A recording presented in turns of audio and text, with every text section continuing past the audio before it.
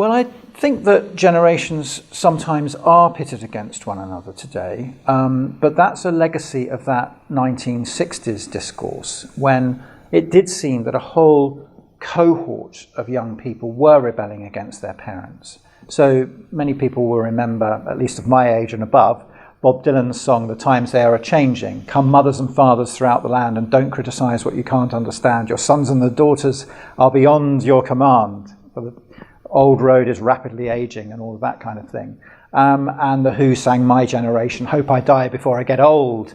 But that was a particular time, a particularly extreme time of young people who hadn't lived through the war, saying that those who had lived through the war didn't understand the new age they were entering. I'm not sure it's true to say that every generational group, however we define them, is always set so antagonistically against the generation above.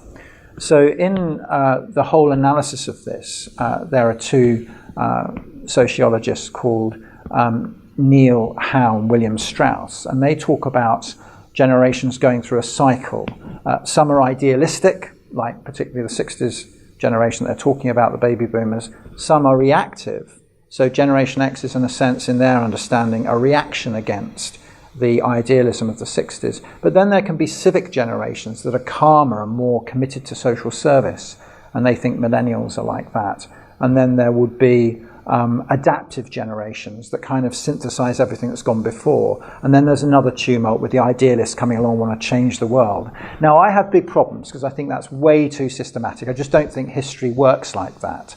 But it gives a slight sense that just because a previous generation might have been revolutionary and rebellious in a general sense, doesn't mean that the next generation will be more revolutionary and more rebellious.